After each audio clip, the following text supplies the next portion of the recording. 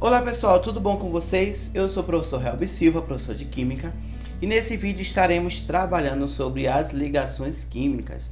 Então a gente vai falar um pouquinho do que são as ligações químicas, os principais tipos de ligações químicas, e falar como essas ligações químicas elas vão interferir nas propriedades dos meus compostos e substâncias. Vale ressaltar aqui, ligações químicas elas são muito importantes, porque é a partir das ligações químicas que as reações, ou seja, as transformações da matéria, elas vão acontecendo.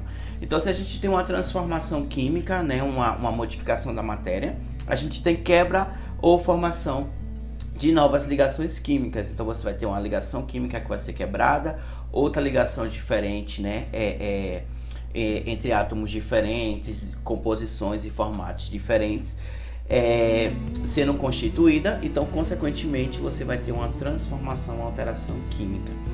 Então, vamos embora.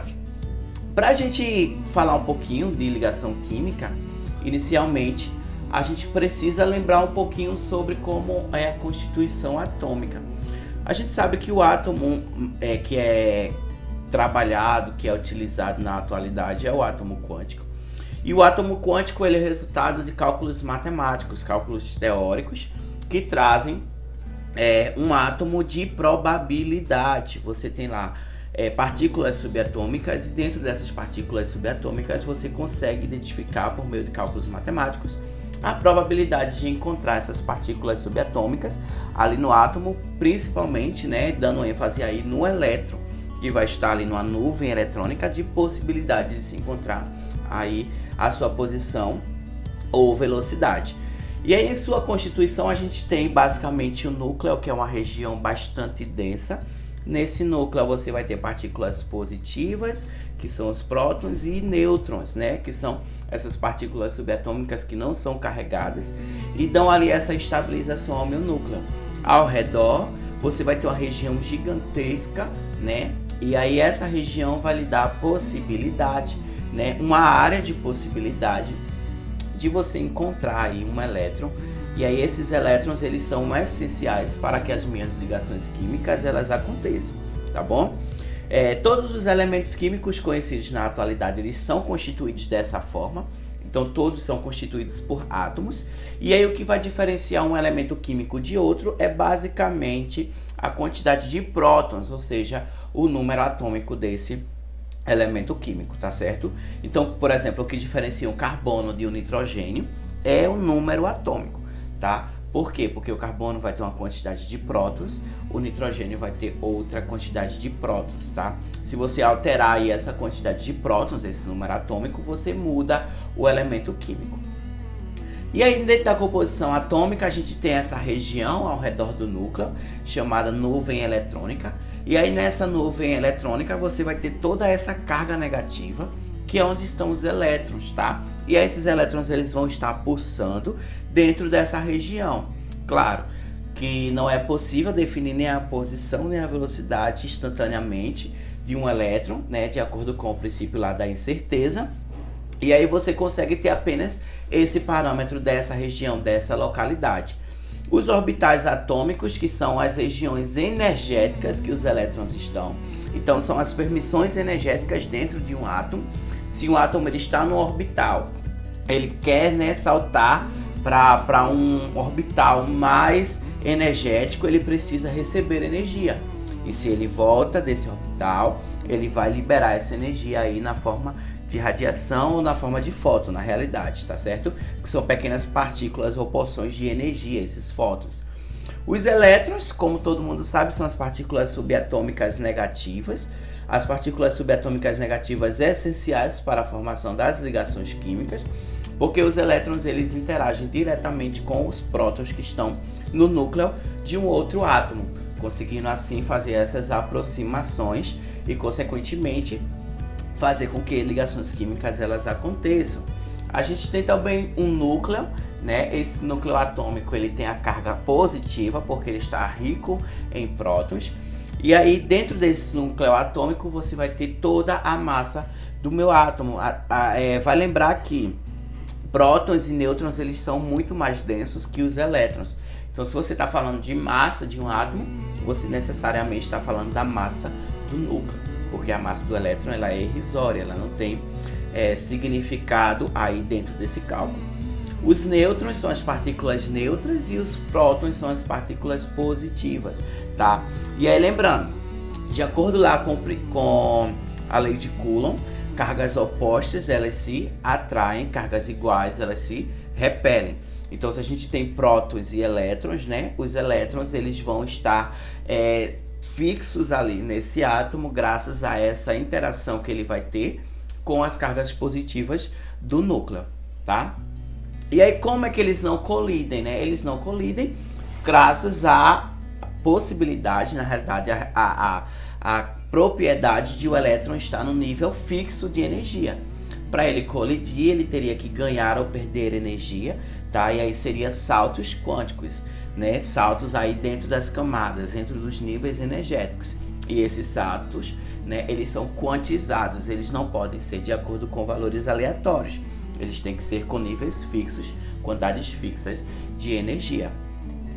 E aí, só para a gente lembrar, dentro de um átomo você vai ter a configuração eletrônica, né?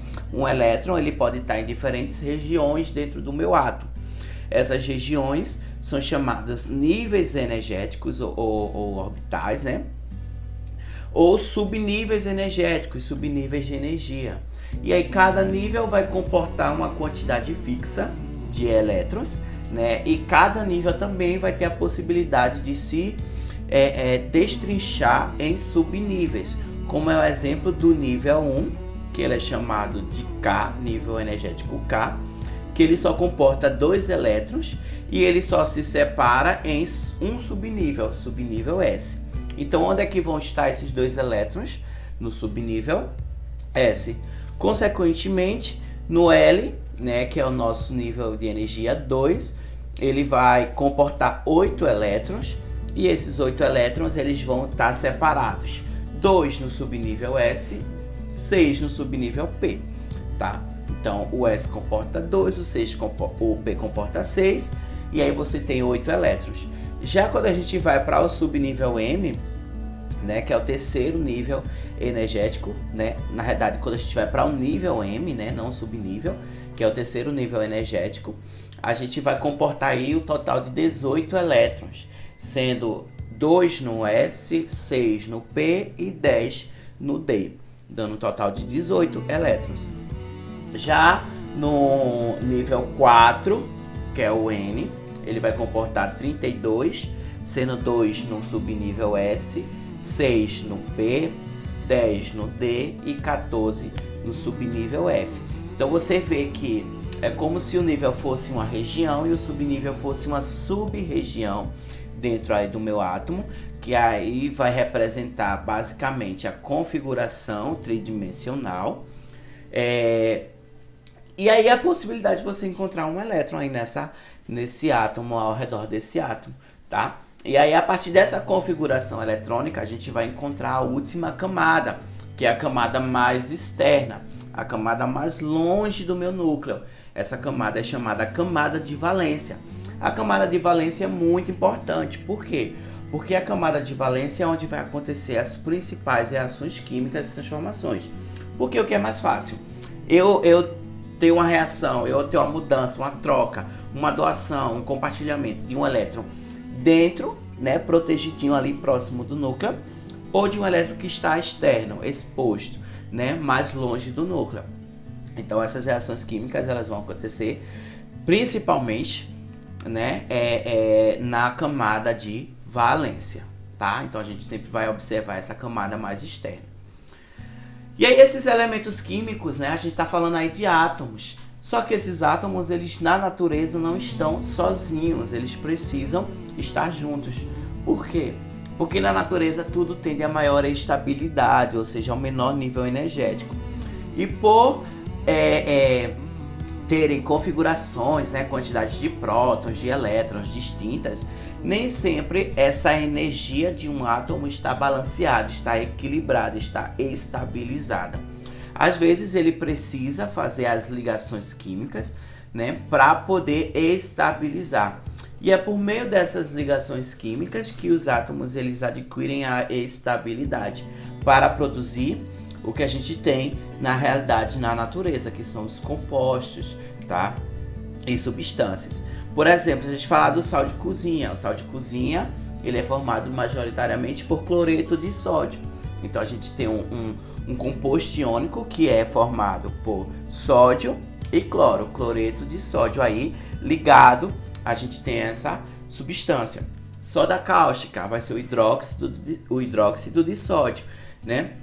E aí a gente tem também o hidróxido, né, que é o oxigênio e hidrogênio, ligado aí ao sódio, por meio de ligação química, né? A gente tem a água sanitária, né, que é o hipoclorito de sódio. A gente tem o vidro, que são os óxidos de silício. A gente tem as grades metálicas, né, que a gente pode ter de ferro, de zinco, de cobre. Então, todos esses elementos químicos, eles necessariamente vão estar ligados, unidos, por meio dessas interações químicas, tá?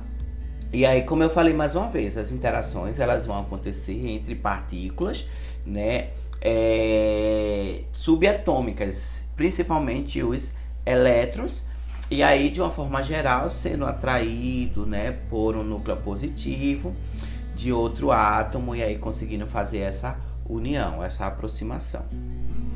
E aí, o que é que vai me justificar, né? Quando é que meus elementos químicos eles vão estar necessariamente estáveis? E aí existe uma teoria, né, que ela é uma das principais teorias que falam acerca da estabilidade de um elemento químico. E aí, que é a teoria do octeto. Como o próprio nome já está dizendo, octeto. Esse prefixo oct vem de 8. Então, basicamente, a teoria do octeto vai dizer que os átomos eles tendem a adquirir maior estabilidade quando eles assumem uma quantidade de 8 elétrons na camada de valência. Ou seja, quando eles têm 8 elétrons na última camada, no último nível energético. E aí, como é que eu sei que elemento químico, né? Quais são os elementos químicos na tabela periódica que eles têm 8 elétrons na camada de valência?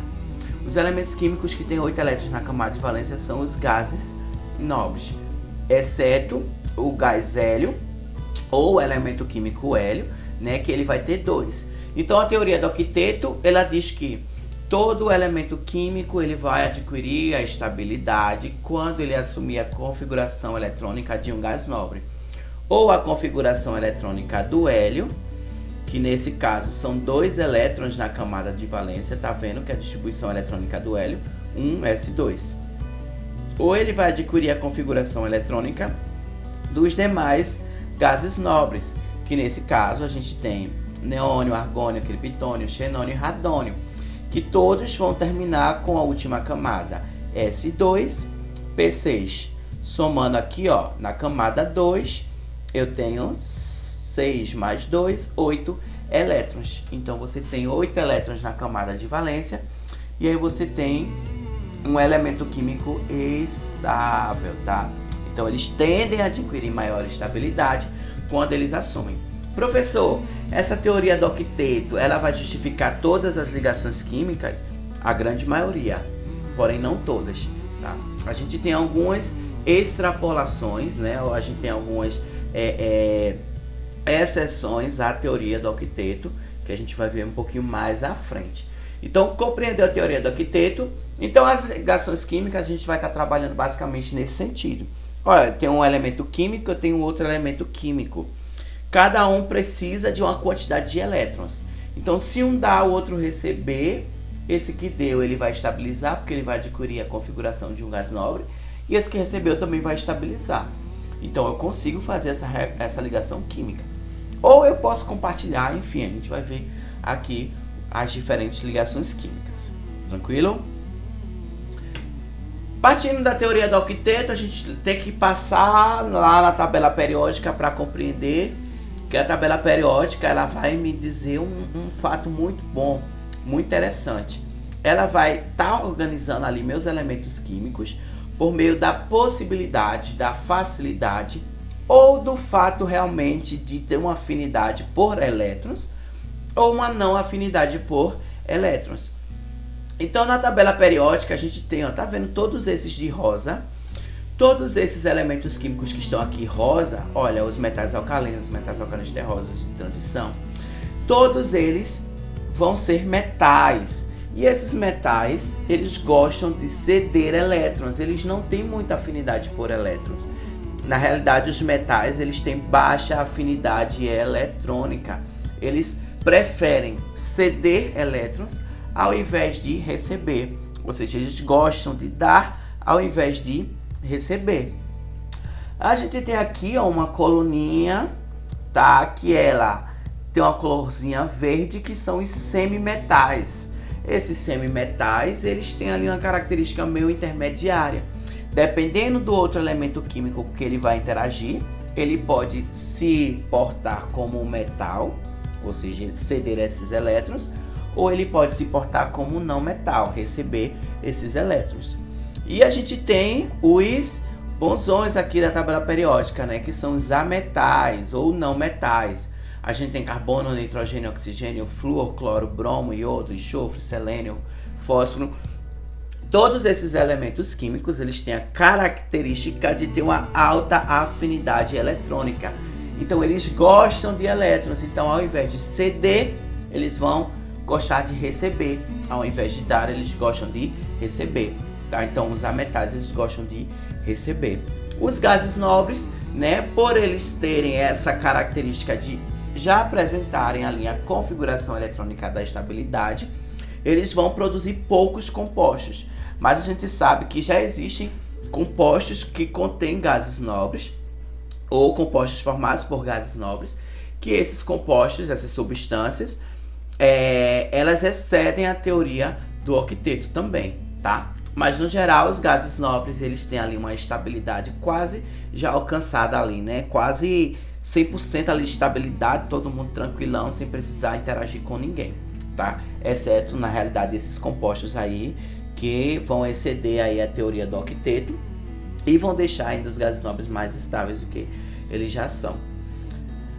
E aí compreendemos o que são metais e ametais, isso é muito importante para as nossas ligações químicas. A gente vai para o primeiro tipo de ligação química.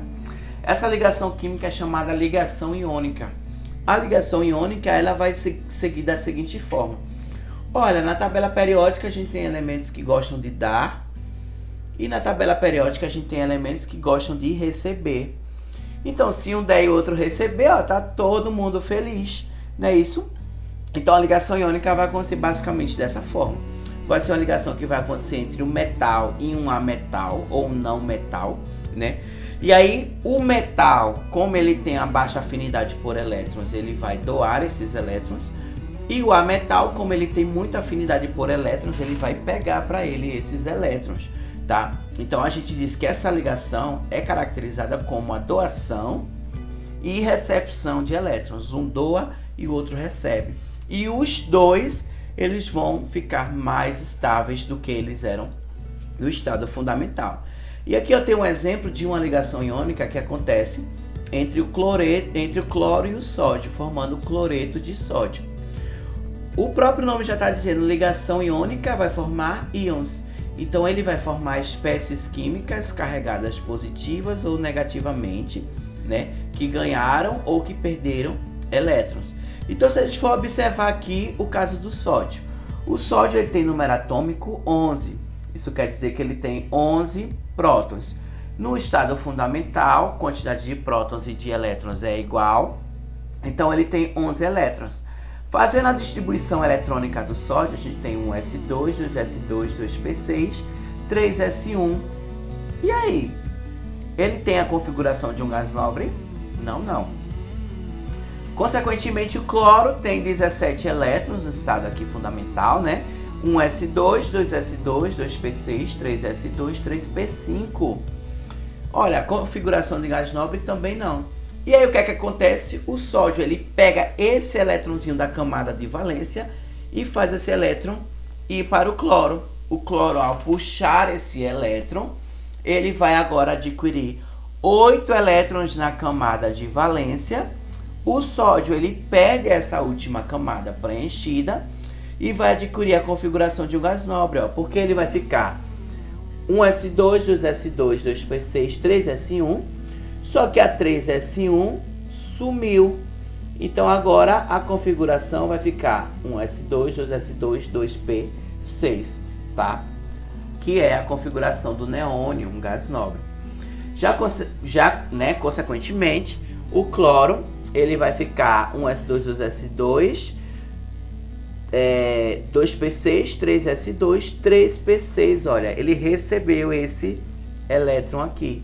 3s2, 3p6 é a configuração do argônio, então os dois estão estabilizados. Então você percebeu essa relação de compensação, um doou, o outro recebeu, mas necessariamente, né, os dois estabilizaram, tranquilo?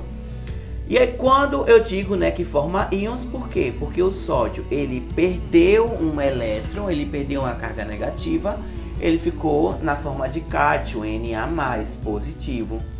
E o cloro, ele recebeu uma carga negativa, ele ficou na forma de ânion, Cl-, tá? Carregado negativamente, ok? E aí os compostos iônicos, olha aqui, ó, um exemplo aqui que eu coloquei, um gifzinho, porque aí ele se mexe, dá pra gente perceber. Aqui é o fluoreto de sódio, não o cloreto, é o fluoreto. Então o flúor, ele tinha 7 elétrons na última camada, né? E aí recebeu esse elétronzinho do sódio, ficou com 8 elétrons.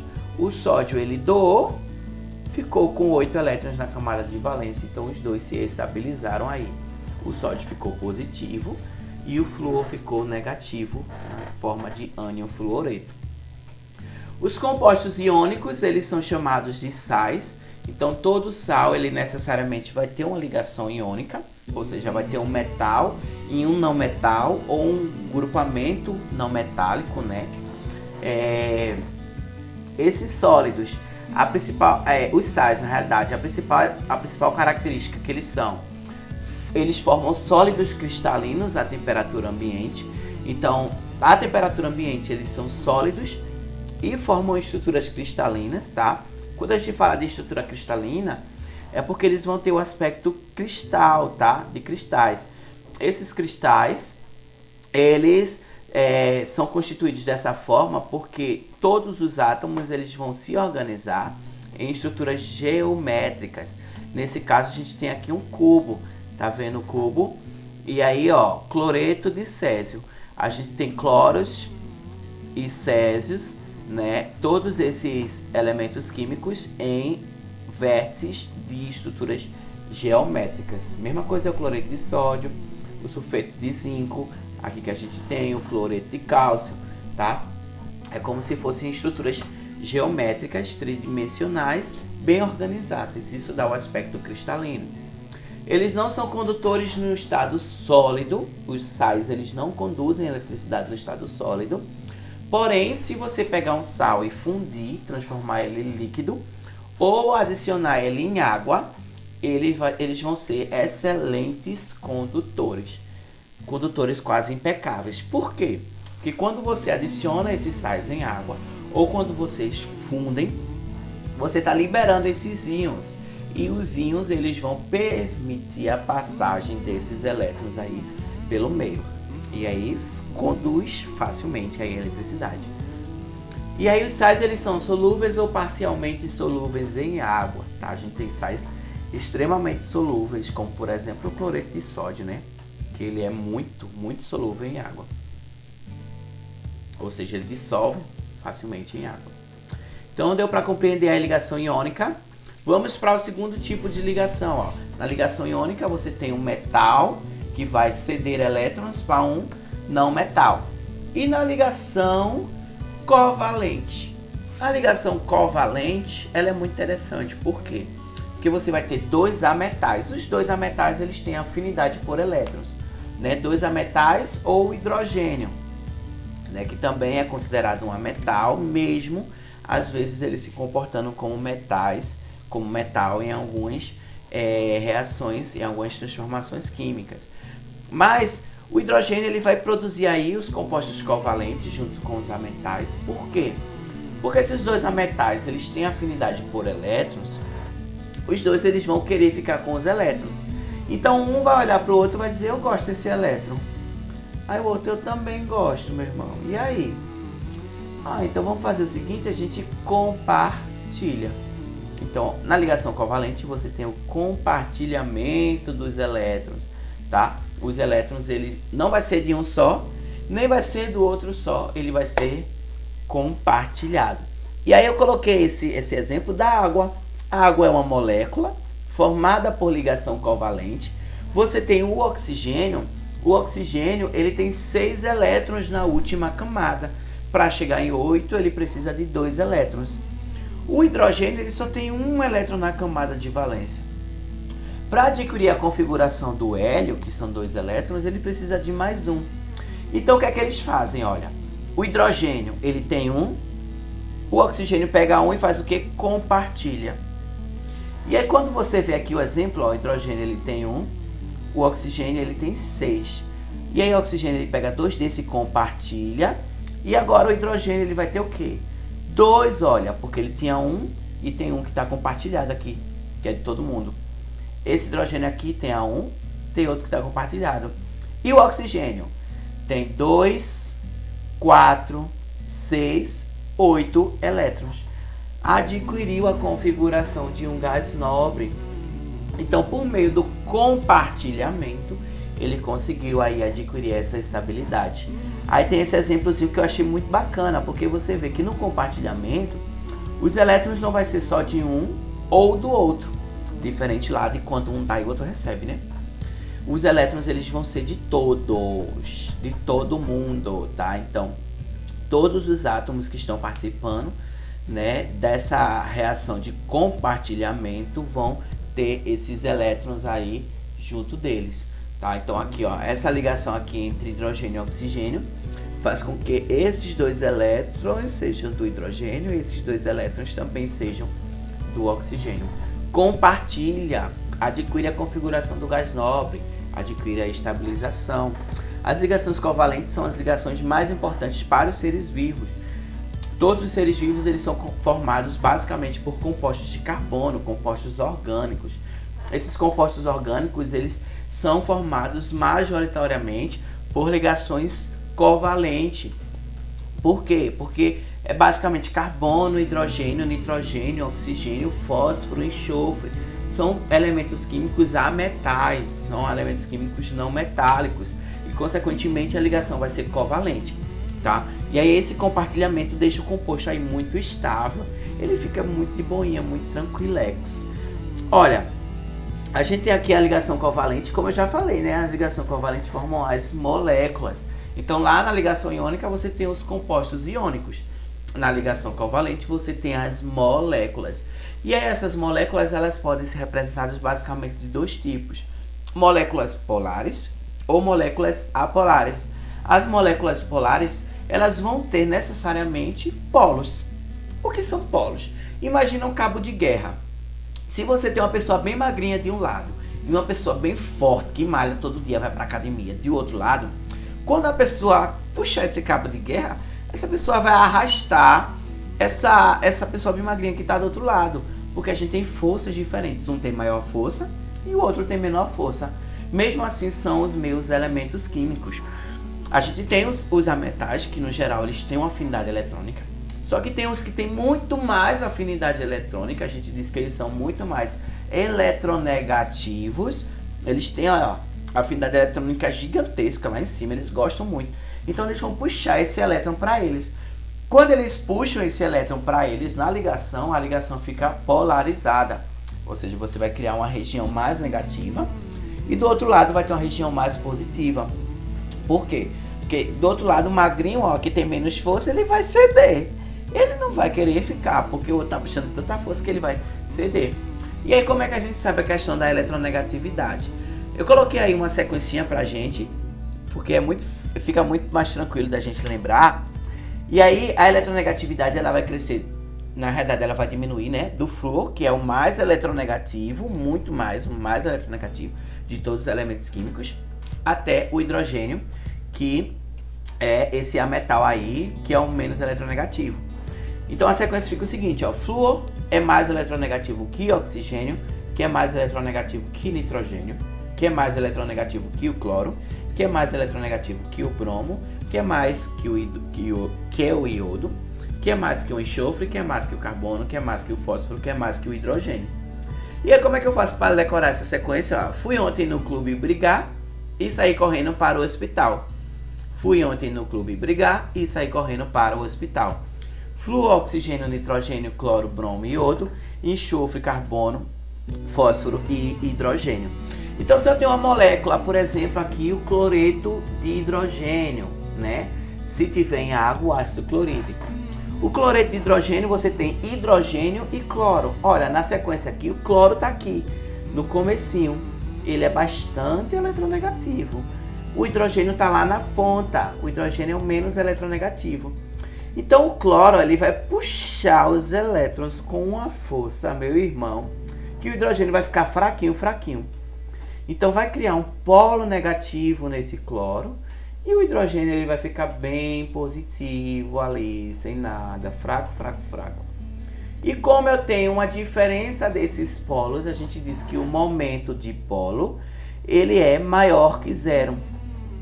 Se o momento de polo ele é maior que zero, ou seja, se você tem dois polos de uma molécula, você tem uma molécula polar.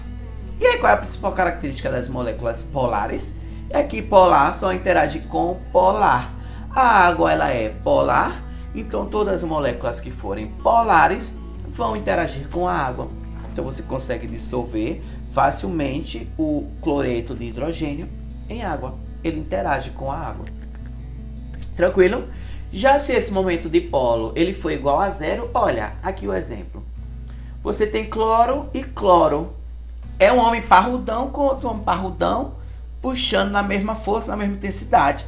O vetor resultante vai ser zero, porque se os dois puxam na mesma intensidade, eu não saio do canto. Mesma coisa, ó, hidrogênio, hidrogênio, gás hidrogênio aqui, ó. Um puxa com a força, outro puxa com a mesma força, mesma intensidade, não sai do canto. Então você tem um momento de polo igual a zero.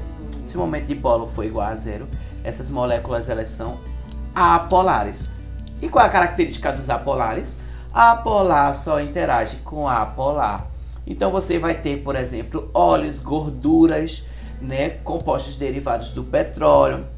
São os principais compostos que a gente tem apolar, né? Então, porque, por exemplo, se você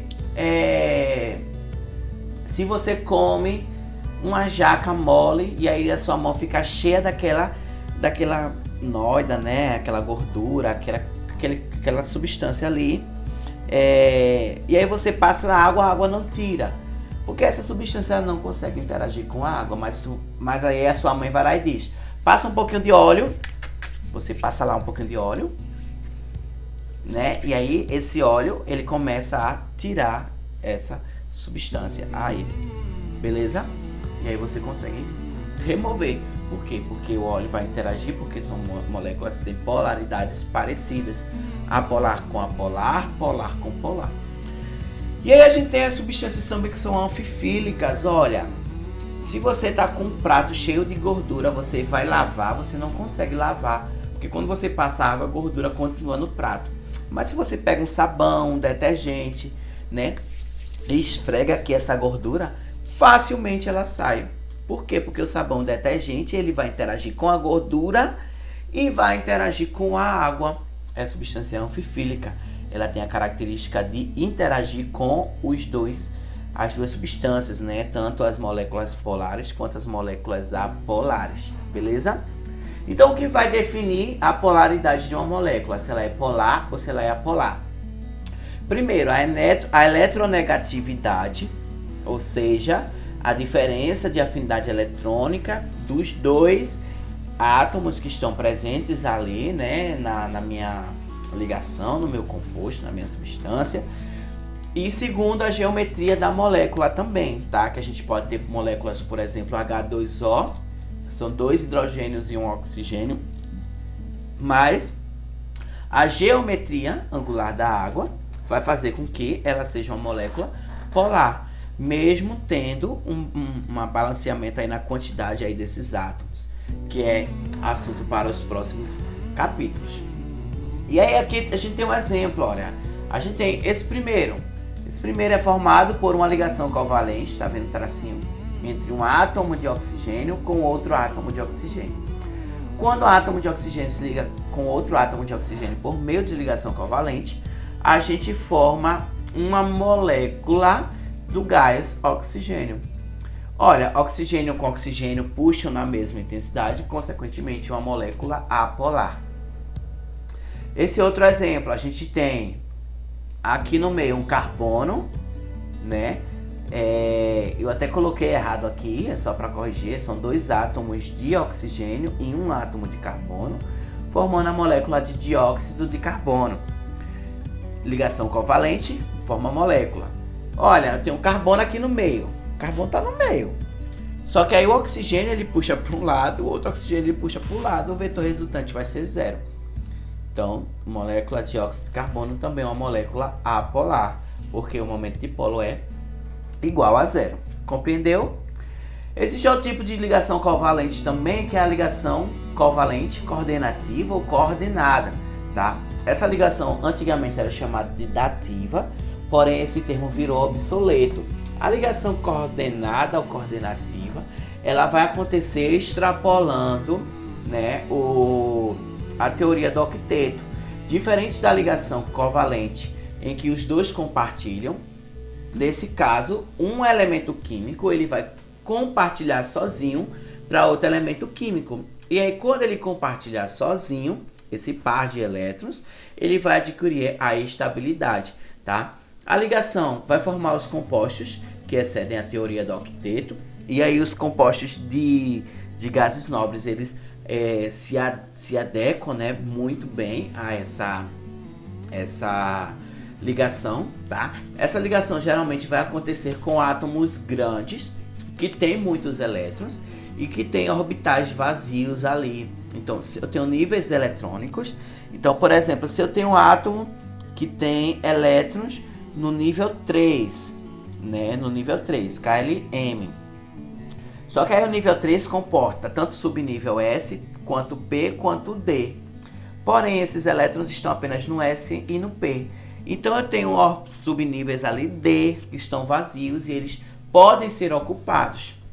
Por exemplo, aqui o enxofre, tá? O que acontece com o enxofre? O enxofre, ele tinha 2 elétrons aqui, 2 aqui, 2 aqui, 2 aqui. Ele compartilhou esses 2 elétrons. Então, aqui ele já tem 2, 4, 6, 8 elétrons. Tá ali estabilizado. Só que aí chega um oxigênio perto dele que puxa um par desses elétrons. E aí, quando o oxigênio ele puxa um par desses elétrons, forma-se uma ligação coordenativa. Nessa ligação coordenativa, o oxigênio ele não participa de nada. Ele só recebe. Consequentemente, o enxofre ele apenas libera esse par de elétrons aqui. E quando essa ligação coordenativa ela acontece, ela forma os compostos que são estáveis e uma ligação ali coordenativa que geralmente é representada dessa forma aqui, como uma setinha. Aqui o exemplo da formação do gás ozônio, do O3. Olha, tem um oxigênio ligado a uma ligação covalente dupla com outro oxigênio. Esse oxigênio ele dá um par de elétrons para esse oxigênio aqui. E aí fica os 3 aqui, né, trocando aqui com esses elétrons ali presentes, formando esse composto aqui que a gente chama de gás ozônio, tá? O lado da camada de ozônio, exatamente. E eles são comuns, né? Essa ligação coordenativa é comum de acontecer para a formação de compostos de coordenação, que são compostos formados por metais, em que o metal fica ali central, tá? E ele apenas vai recebendo os elétrons dos outros elementos químicos ametálicos, né, para adquirir aí uma maior estabilização. A ligação covalente coordenada coordenativa é mais difícil de ser encontrada, tá? Mas é muito importante quem está querendo aí compreender melhor, né, ir atrás, estudar um pouquinho mais sobre essa ligação covalente coordenativa, porque talvez ela seja lá aquela questão que você vai acertar e que a maior parte das pessoas não vai acertar. Por quê? Porque ela é uma exceção que na maior parte dos casos ela não é vista, não é estudada aprofundadamente, tá? Mas aí ela existe e ela é muito importante. E por fim a gente tem a ligação metálica. Olha, a gente já viu que metal com metal dá ligação metálica, metal com a metal dá ligação iônica e a metal com a metal ou hidrogênio dá ligação covalente. Na ligação metálica, como a gente tem metal-metal, dois elementos químicos que não têm muita afinidade por elétrons, esse elétron ele fica mais livre. Então a gente diz que os elétrons eles estão livres dentro da ligação e que esses elétrons livres eles estão ali no mar de elétrons. É como se a gente tivesse aqui os metais, são esses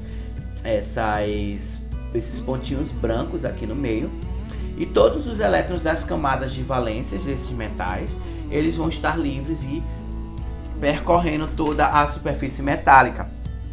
E aí, o fato deles estarem livres e percorrendo toda a superfície metálica vai estabilizar aí todos os elementos químicos todos os átomos, na realidade, metálicos que vão estar presentes nesses compostos.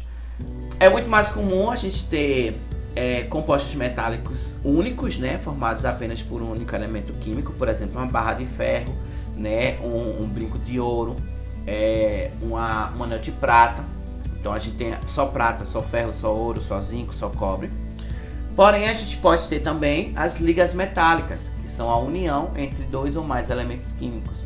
E aí as ligas metálicas, o objetivo delas é ter a formação de novos compostos que tenham durabilidade maior, sejam mais resistentes a processos oxidativos, tenham maior resistência, maior condutividade elétrica, enfim. Eu quero aprimorar essas propriedades dos metais e aí eu consigo aprimorar por meio da união de dois metais. É muito tranquilo fazer uma liga metálica, já que você consegue fundir um metal, né? Ou seja, transformar ele em líquido e aí adicionar outro metal ali para formar essas ligas, ou até um ametal, né? Dependendo aí do caso. Os metais eles são bons condutores elétricos e térmicos naturalmente pela presença desses elétrons livres. Então é por isso que a gente tem nos postes fios de cobre, porque o cobre ele vai possibilitar a passagem dessa corrente elétrica, a passagem desses elétrons. Eles são maleáveis, então você consegue moldar facilmente, né, os metais. Eles têm uma ductibilidade bem elevada, né, eles são resistentes, eles são duros, né, eu estou falando características gerais, tá?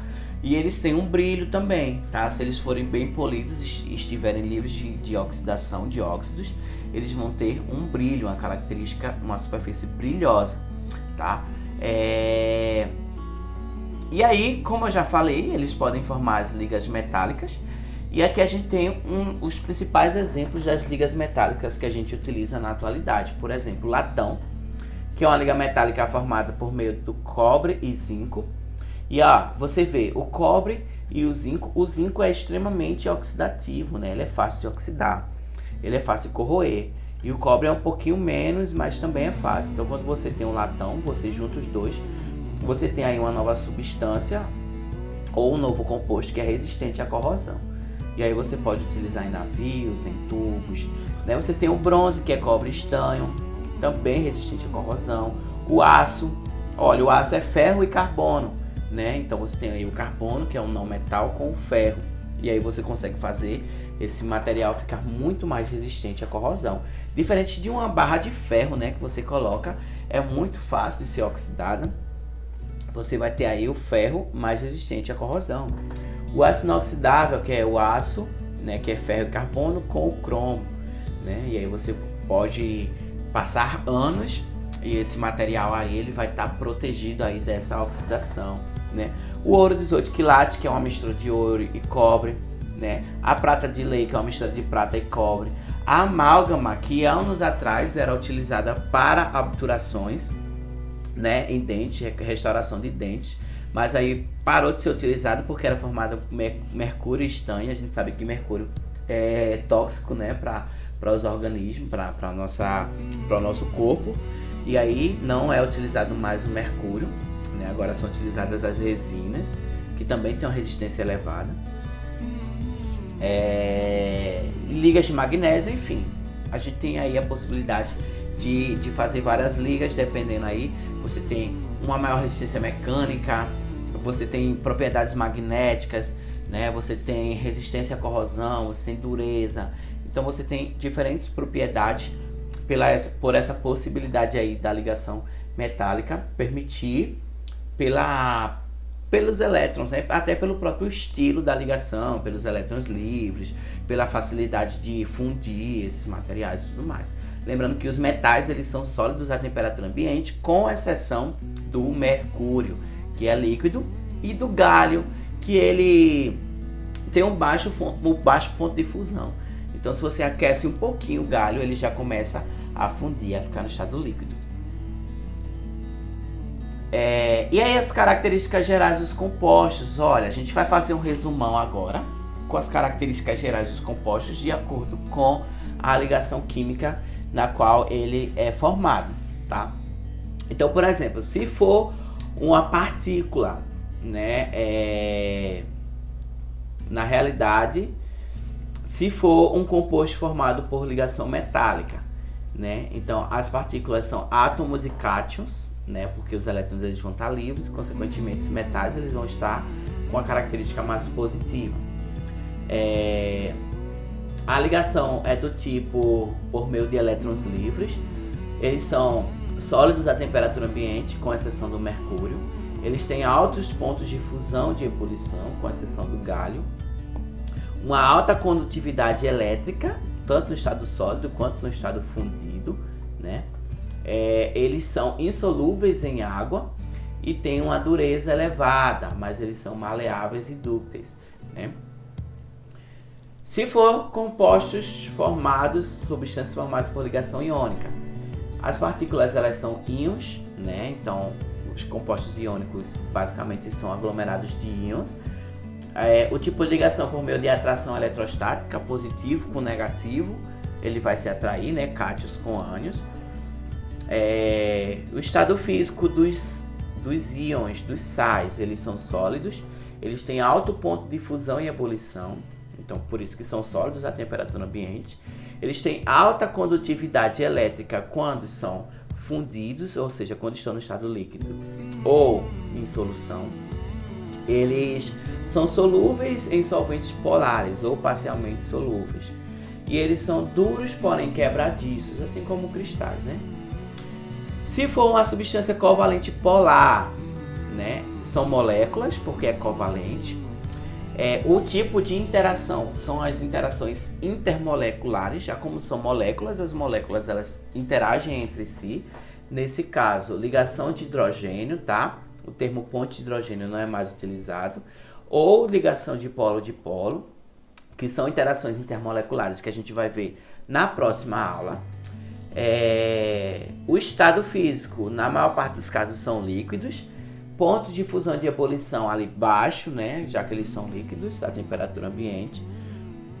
São isolantes, né? Então, eles não conduzem corrente elétrica, com exceção de ácidos e bases, que a gente vai ver mais à frente. Eles são solúveis em solventes polares, né? Já que eles são polares. E covalentes apolares são as moléculas. O tipo de interação também interação intermolecular, nesse caso interação de Van der Waals. O estado físico, eles são gasosos à temperatura ambiente. E aí a gente tem um exemplo do dióxido de carbono, do gás oxigênio, né? Do gás hidrogênio, que eles são covalentes apolares. Do éter etílico, entre outros. O ponto de fusão e ebulição é bastante baixo, né? Isso faz com que ele seja gasoso à temperatura ambiente. Quase nula, né, a condutividade, na realidade nula a condutividade elétrica, né, não conduzem, eles são realmente isolantes. E são solúveis em solventes apolares, né? E aí a dureza, na realidade, não existe porque eles não são sólidos. Beleza? Vale ressaltar também que a gente tem alguns compostos moleculares que são muito importantes e muito utilizados na realidade, né, que são compostos poliméricos, que são os polímeros. Esses polímeros, na maior parte dos casos, eles se apresentam como sólidos, mesmo sendo compostos moleculares, tá? E aí a gente tem a possibilidade de produzir diversos materiais, principalmente derivados plásticos e borrachas, tá? Esses polímeros, eles têm uma utilização inumerável na realidade, na sociedade atual, né? Porque a gente sabe que plástico a gente utiliza para tudo na atualidade, né? Tecidos sintéticos a gente vai utilizar, borrachas a gente vai utilizar também, então eles são muito interessantes aí e é importante a gente dar uma olhada, beleza? Então pessoal, esse foi o vídeo de hoje, tá? A gente falando um pouquinho sobre ligações químicas e sobre as principais propriedades que esses compostos eles têm, dependendo da ligação química na qual ele é proveniente, né? Na ligação química que forma-o. Então, eu espero que vocês tenham gostado. Qualquer dúvida pode perguntar, beleza? Um beijo e até o próximo vídeo. Valeu, tchau, tchau!